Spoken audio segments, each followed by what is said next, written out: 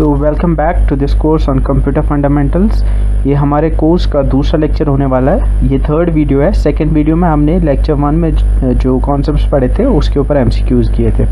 तो ये लेक्चर जो है ये कंप्यूटर आर्किटेक्चर के ऊपर होने वाली है। तो इस लेक्चर में हम कंप्यूटर आर्किटेक्चर को पढ़ेंगे, different components of a computer के बारे में सीखेंगे और इसके अलावा कुछ और कंपोनेंट्स जैसे मदरबोर्ड और रजिस्टर्स के बारे में भी पढ़ेंगे। तो स्टार्ट करते हैं कंप्यूटर आर्किटेक्चर से। तो कंप्यूटर आर्किटेक्चर को अगर हम डिफाइन करने की कोशिश करेंगे तो कंप्यूटर आर्किटेक्चर जो है it's the organization of the components of a computer system.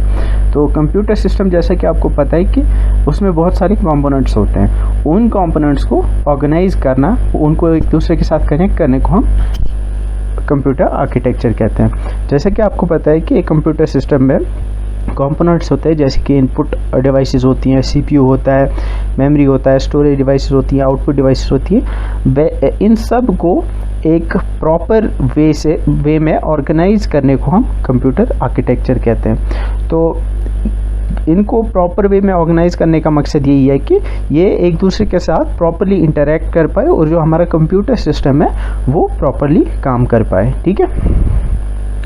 तो यहाँ पे अगर आप देख सकते हो तो एक कंप्यूटर सिस्टम के डिफरेंट कंपोनेंट्स को दिखाया गया है। जैसे कि आप देख सकते हो कि एक इनपुट यूनिट है। इनपुट यूनिट मतलब आपकी इनपुट डिवाइसेस जो भी है, और यहाँ पे सीपीयू को दिखाया गया है। और सीपीयू में आपको पता है एक कंट्रोल यूनिट होता है और एक अरिथमेटिक लॉजिकल यूनिट होता है जिसे एएलयू कहा जाता है। उसके बाद primary memory storage, primary memory जिसे आप रैम भी कहते हो वो होती है। And then secondary storage unit जिसे आप सेकेंडरी स्टोरेज में आपकी हार्ड डिस्क और आपकी जो एसएसडीज आजकल आती हैं वो आती हैं। उसके बाद आपका आउटपुट यूनिट है जो आपकी आउटपुट डिवाइसेस है। तो यहाँ पे अगर आप देख सकते हो तो दो टाइप की इंटरेक्शन इन सब यूनिट्स के बीच होती है। एक तो इनके बीच डेटा फ्लो करता है। फॉर एग्जांपल जो इनपुट डिवाइसेस होती है वो यूज़र से इनपुट डेटा लेती हैं, जो यहाँ पे सॉलिड लाइन से ये डेटा फ्लो को यहाँ पे दिखा रही है। ठीक है। तो यूज़र से जो इनपुट आता है वो इनपुट डिवाइसेस के थ्रू आता है, फिर वो जो है वो प्राइमरी मेमोरी में जाएगा, मतलब आपकी रैम में जाएगा। फिर यहाँ पे क्या होगा कि जो कंट्रोल यूनिट है वो सिग्नल भेजेगा प्राइमरी मेमोरी को कि डेटा को ट्रांसफ़र करना है। यहाँ पे जो है सीपीयू में इसके अलावा रजिस्टर्स होते हैं। तो रजिस्टर्स भी एक तरह की स्टोरेज ही होती है, पर वो बहुत कम स्टोरेज होती है जो सीपीयू में ही होती है। तो यहाँ पे क्या होता है कि जो डेटा मेमोरी में होता है, प्राइमरी मेमोरी में, वो ट्रांसफ़र होता है उन रजिस्टर्स में। और फिर जो एएलयू है, कंट्रोल यूनिट एएलयू को सिग्नल भेजता है और एएलयू जो है उस डेटा के ऊपर ऑपरेशन करता है। और फिर डेटा जो है वापस जो रजिस्टर्स हैं उनसे प्राइमरी मेमोरी जाता है और प्राइमरी मेमोरी से वो आउटपुट या फिर सेकेंडरी स्टोरेज में जा सकता है। तो ये तो डेटा की बात हुई। अब कंट्रोल फ्लो की बात करें। कंट्रोल मतलब कंट्रोल सिग्नल्स। यहाँ पे जो है कंट्रोल यूनिट सबको कंट्रोल करता है। जहाँ तक अगर हम कंट्रोल यूनिट और अरिथमेटिक लॉजिकल यूनिट के बीच कंट्रोल फ्लो की बात करेंगे तो अरिथमेटिक लॉजिकल यूनिट जो है ये मेन यूनिट होती है जो कि कंप्यूटर के ऑपरेशंस, जो कंप्यूटर इंस्ट्रक्शंस को एग्जीक्यूट करता है तो वो एएलयू करता है। तो कंट्रोल यूनिट जो है वो कंट्रोल सिग्नल भेजता है एएलयू को कि तुम्हें कौन सी ऑपरेशन जो है वो एग्जीक्यूट करनी।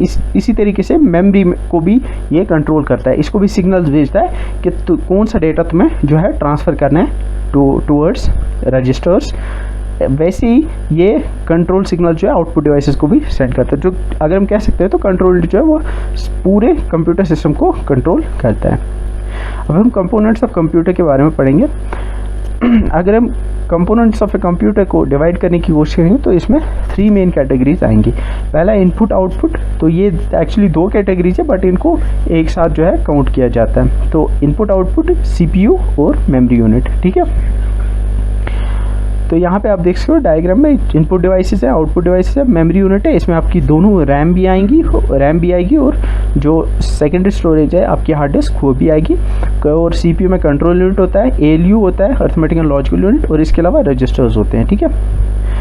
अब इनपुट की यूनिट की बात करते हैं। इनपुट यूनिट क्या है? इनपुट यूनिट आपकी इनपुट डिवाइसेस होगी। ठीक है। तो इनपुट डिवाइसेस का काम क्या होता है कि ये यूज़र से इंस्ट्रक्शंस और डेटा लेती हैं। दूसरा है कि जो यूज़र से ये डेटा लेते हैं, तो फॉर एग्जांपल हम कोई टेक्स्ट एंटर करें, कंप्यूटर को टेक्स्ट समझ नहीं आता है, उसको बस मशीन कोड या फिर बाइनरी समझ आता है। तो ये इनपुट यूनिट का काम है कि यहाँ से जो टेक्स्ट देते हैं हम, या फिर जो यहाँ से हम नंबर्स या कुछ भी किसी भी टाइप का, यहाँ से अगर हम वॉइस की फॉर्म में डेटा देते हैं, किसी भी फॉर्म में डेटा देते हैं, तो उसको इसको कन्वर्ट करना बाइनरी फॉर्म में, ये इनपुट यूनिट का काम है, क्योंकि बाइनरी फॉर्म सिर्फ एक ऐसी फॉर्म है जिसको कंप्यूटर समझ सकता है। उसके बाद जब उसके ऊपर जो बाइनरी डेटा जो है इसके ऊपर जब CPU इंस्ट्रक्शंस को एग्जीक्यूट करता है तो वहाँ से आउटपुट आता है, तो उसको भी कन्वर्ट करना जो है ये इनपुट यूनिट का काम है, ठीक है।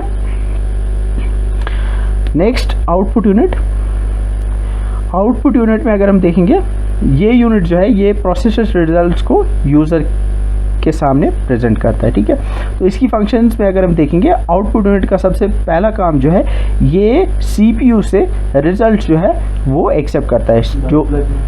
जो CPU रिजल्ट्स निकालता है, मतलब उस जब डेटा के ऊपर प्रोसेसिंग करके जो रिजल्ट्स निकालते हैं, जो आउटपुट यूनिट है वो सबसे पहले उसको एक्सेप्ट करता है और फिर चूँकि वो बाइनरी फॉर्म में होता है उसको कन्वर्ट करता है ह्यूमन रीडेबल फॉर्म में, क्योंकि अब जो आउटपुट रिजल्ट है वो हमारे लिए, हमें वो इंटरप्रेट करना है, तो हमारे लिए वो इंटरप्रेटेबल बनाने के लिए उसको कन्वर्जन करना पड़ता है। तो वो आउटपुट यूनिट मतलब आपकी आउटपुट डिवाइसेस करती है, ठीक है। और उसके बाद जो है जो कन्वर्टेड रिजल्ट है वो ये यूज़र को दे देता है।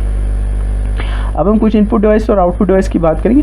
यहाँ पे आपको पता है keyboard, joystick, scanner, barcode reader वगैरह ये सारी जो है इनपुट डिवाइस है, क्योंकि जो है ये कंप्यूटर को यहाँ से डेटा देने के लिए यूज़ होती है। लाइकवाइज आउटपुट डिवाइस में आपकी हेडफोन है, laser printer, plotter, inkjet printer, ये सारी जो है ये आपकी आउटपुट डिवाइस है। अब कुछ ऐसी डिवाइसेज भी हैं जो कह सकते हैं कि दोनों इनपुट भी है और आउटपुट भी है। फॉर एग्जांपल आपकी टच स्क्रीन होगी, टच स्क्रीन जो है ये इनपुट डिवाइस भी है, आउटपुट डिवाइस भी है। कैसे? टच स्क्रीन अगर आप देखोगे तो आप यहाँ से भी इनपुट दे सकते हो, लाइक आप यहाँ से इस पर कुछ टाइप कर सकते हो, यहाँ से कुछ क्लिक्स कर सकते हो और वहाँ से कोई लाइक आप वीडियो की शक्ल में या फिर किसी और फॉर्म में जो है वहाँ से डेटा आप तक पहुँच सकता है। तो वैसे ही अगर आप देखोगे डिजिटल कैमरा भी है, बिकॉज डिजिटल कैमरा कैसे है, क्योंकि आजकल के डिजिटल कैमराज में ये सिर्फ इनपुट डिवाइस नहीं है बल्कि आउटपुट डिवाइस है। इनपुट डिवाइस है क्योंकि ये फ़ोटो खींचता है। आउटपुट डिवाइस कैसे हुई? क्योंकि आजकल के डिजिटल कैमराज में आप देखते हो कि छोटी स्क्रीन भी होती है, तो ये दोनों में आएगा, ठीक है। अब हम CPU को देखेंगे जो थर्ड कंपोनेंट है। CPU आपको पता है सेंट्रल प्रोसेसिंग यूनिट, इसको प्रोसेसर भी कहते हैं, मेन प्रोसेसर भी कहते हैं या फिर जस्ट प्रोसेसर कहते हैं। CPU क्या होता है? दरअसल आजकल की CPUs जो आते हैं उनको माइक्रो प्रोसेसर्स कहते हैं। वो एक चिप के ऊपर, जो सारा CPU होता है एक ही चिप के ऊपर होता है, एक ही इंटीग्रेटेड सर्किट या फिर IC के ऊपर होता है। एक CPU में क्या होता है? कुछ रजिस्टर्स होते हैं, अर्थमेटिकल लॉजिकल यूनिट जिसे ALU कहते हैं वो होता है, और कंट्रोल यूनिट होता है। ये एक साथ मिलके जो है जितनी भी ऑपरेशंस, जितनी भी इंस्ट्रक्शंस जो है कंप्यूटर एग्जीक्यूट करता है उसको रन करते हैं, ठीक है। तो CPU का काम क्या है? CPU का काम सबसे पहले हम कह सकते हैं कि CPU का काम है इंस्ट्रक्शंस और इनपुट डेटा को मेन मेमोरी से रजिस्टर्स तक लेके आना। जैसे कि हमने अभी जो कंप्यूटर आर्किटेक्चर में देखा था कि एक कंप्यूटर में जो CPU होता है, CPU का काम होता है कि जो इनपुट डिवाइसेस से डेटा या फिर इंस्ट्रक्शंस आती हैं वो मेमोरी में आती है, मेन मेमोरी में। तो मेन मेमोरी से फिर उनको रजिस्टर्स में लाने का काम जो है वो CPU करता है। दूसरा है कि उन इंस्ट्रक्शंस को एग्जीक्यूट करने का काम भी CPU करता है। और उसके बाद जो है CPU जो जब एग्जीक्यूशन होती है उन इंस्ट्रक्शंस की, तो फिर उस डेटा को जो आउटपुट होता है उसको वापस मेन मेमोरी में लेके जाना भी काम जो है वो CPU का ही है, ठीक है। CPU को अगर हम देखें, इसको ब्रेन ऑफ कंप्यूटर कहते हैं, ये आपको पता ही है। और ये जो है ये फैब्रिकेट किया होता है एक ही चिप के ऊपर। आजकल जो CPU आते हैं वो एक चिप के ऊपर होते हैं, उन्हें माइक्रो प्रोसेसर्स कहते हैं। तो माइक्रो प्रोसेसर क्या है? माइक्रो प्रोसेसर दरअसल माइक्रो का मतलब छोटा, प्रोसेसर का मतलब प्रोसेसर, CPU। तो माइक्रो प्रोसेसर जो है हम कह सकते हैं कि अगर पूरा CPU जो वो एक ही चिप के ऊपर, एक ही चिप में आ जाए तो उसे हम माइक्रो प्रोसेसर कहते हैं। और अगर यहाँ पे आप देखो ये CPU है, यहाँ पे स्लॉट में इसमें मदरबोर्ड के ऊपर फिट करने की कोशिश कर रहा है, और यहाँ पे ये ऑलरेडी इंस्टॉल्ड है। इसके ऊपर CPU के ऊपर जो है यहाँ पे शील्ड लगी हुई है, और ये जो है इसको कैबिनेट कहते हैं। ये CPU नहीं होता, CPU इसके अंदर होता है। इसके अंदर जो है मदरबोर्ड होता है और उसके अलावा बहुत सारे कंपोनेंट्स होते हैं, लेकिन CPU जो है वो इतनी सी चिप होती है, ठीक है। अब हम कंपोनेंट से फिर CPU के बारे में पढ़ेंगे। तो अगर हम CPU के कंपोनेंट्स की बात करेंगे तो मेनली जो है दो कंपोनेंट्स है, ALU arithmetic and logical unit और कंट्रोल यूनिट। इसके अलावा रजिस्टर्स भी हैं, उनको हम आगे देखेंगे, ठीक है।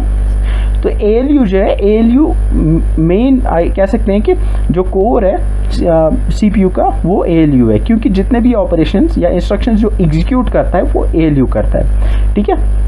मतलब अगर आप देखोगे जो कंप्यूटर जितनी भी ऑपरेशंस परफॉर्म करता है वो डीप डाउन कंप्यूटर में दरअसल इन 4-5 टाइप ऑफ ऑपरेशन से ही होती हैं। मतलब बाहर से हमें दिखेगा कि मतलब हम कुछ भी कर रहे हैं, हम किसी भी टाइप का जो है कि किसी भी टाइप की एप्लीकेशन जो है यूज़ करें, मगर अंदर जो है वो एनकोड होके जब उसकी एनकोडिंग होती है फिर उसके ऊपर यही सारे ऑपरेशंस होते हैं और बाहर से हमें जो है बहुत डिफरेंट टाइप्स ऑफ जो एप्लीकेशंस हैं वो दिखती हैं, ठीक है। तो फर्स्ट टाइप ऑफ ऑपरेशन जो है उसे कहते हैं लॉजिकल ऑपरेशन। इसमें एंड, नॉर और एक्सॉर ऐसे बहुत सारे जो है ऑपरेशंस आते हैं। एंड जो है, एंड आपने देखा होगा एंड गेट जैसे पढ़ते हैं हम।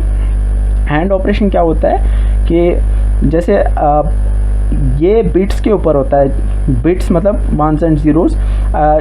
एंड जब करते हैं हम बिट्स का तो इसका जो अगर जो रिजल्ट आता है या आउटपुट आता है वो 1 तभी आता है जब दोनों की दोनों बिट्स या इनपुट बिट्स जब 1 होंगी। ऐसे ही ये सारे ऑपरेशन भी होते हैं, ठीक है। तो ये हेल्पफुल होते हैं, लाइक अंदर से किसी भी मतलब बड़े कैलकुलेशन को करने के लिए अंदर से ये सब यूज़ होती हैं, ठीक है।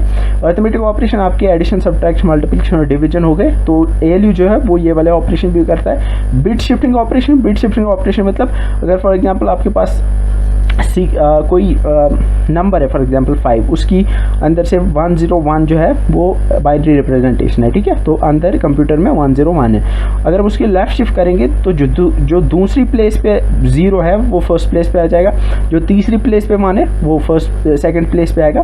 ऐसे ही लास्ट में 0 अपेंड होगा या फिर जो फर्स्ट वाला है वो लास्ट में चला जाएगा। तो हम कह सकते हैं जो बिट्स है उनको हमने लेफ्ट शिफ्ट किया, तो इनको कहते हैं बिट शिफ्टिंग। तो ये लेफ्ट शिफ्टिंग हो सकती है या फिर राइट शिफ्टिंग हो सकती है। ऐसे ही कंपैरिजन ऑपरेशन होते हैं जिनमें आपका लेस देन, इक्वल टू या फिर ग्रेटर देन आते हैं, ठीक है। इसके बाद है दूसरा जिसको हम कंट्रोल यूनिट कहते हैं। कंट्रोल यूनिट जो है, जो ऑलरेडी मैंने बताया कि ये पूरे जो कंप्यूटर के कंपोनेंट्स हैं उनको कंट्रोल करता है, ठीक है। तो जो ऑपरेशंस या इंस्ट्रक्शंस हैं उनको एग्जीक्यूट ALU करता है, लेकिन कौन सी इंस्ट्रक्शन को एग्जीक्यूट करना है वो कौन डिसाइड करता है, वो कंट्रोल यूनिट करता है। तो कंट्रोल यूनिट का हम काम यहाँ पे सीख सकते हैं, ठीक है। तो जब प्राइमरी मेमोरी में कोई इंस्ट्रक्शन होती है तो ये आप समझ सकते हो कि कोई सॉफ्टवेयर है वो सेकेंडरी स्टोरेज या फिर हार्ड डिस्क में होती है। जब उसे हम ओपन करते हैं तो वो प्राइमरी मेमोरी में आता है, ठीक है। सॉफ्टवेयर क्या होता है, सॉफ्टवेयर एक सेट ऑफ इंस्ट्रक्शंस कह सकते हो आप, ठीक है। जब वो इंस्ट्रक्शंस प्राइमरी मेमोरी में आते हैं तो अब उसको एक एक इंस्ट्रक्शन करके उसको एग्जीक्यूट करना है, ठीक है। तो अब कौन सी इंस्ट्रक्शन को एग्जीक्यूट करना है वो कंट्रोल यूनिट डिसाइड करेगा। तो यहाँ से क्या होगा कि कंट्रोल यूनिट प्राइमरी मेमोरी को मैसेज भेजेगा, कंट्रोल सिग्नल भेजेगा कि फर्स्ट इंस्ट्रक्शन को यहाँ से उठा के जो है आप एक यहाँ पे रजिस्टर में शिफ्ट करो, ठीक है। तो यहाँ से इंस्ट्रक्शन उठेगी और वो रजिस्टर में आ जाएगी। यहाँ पे रजिस्टर में क्या होगा, अब यहाँ पे कंट्रोल जो है वो ALU को सिग्नल भेजेगा कि इस रजिस्टर में जो डेटा है उसके ऊपर ये वाला ऑपरेशन करना है, तो ये सिग्नल उसको भेजेगा। फॉर एग्जांपल अगर ऐड करना होगा तो ALU में जो एडर सर्किट होगा, कंट्रोल यूनिट उस एडर सर्किट को एक्टिवेट करेगा। तो ऐसे ये काम करता है। ऐसे ही जब रिजल्ट आएगा यहाँ पे जो ऑपरेशन होगा उसका रिजल्ट जो है उसको अब वापस प्राइमरी स्टोरेज में लेके जाना है, तो कंट्रोल यूनिट जो है वो सिग्नल भेजेगा रजिस्टर को कि डेटा को वापस प्राइमरी मेमोरी में स्टोर करोगे, ठीक है। तो हम कह सकते हैं कि CU जो है कंट्रोल यूनिट, ये क्या करता है, ये बेसिकली कंट्रोल करता है ऑपरेशंस ऑफ ए कंप्यूटर को, ठीक है। तो ALU जो है वो जो एग्जीक्यूशन है वो ALU करता है, लेकिन कंट्रोल यूनिट जो है वो ALU को बताता है कि कौन सी इंस्ट्रक्शन जो है एग्जीक्यूट करनी है, ठीक है। उसके बाद थर्ड जो है वो मेमोरी यूनिट है। मेमोरी यूनिट जो है ये डेटा को और इंस्ट्रक्शन को स्टोर करने के लिए यूज़ होता है।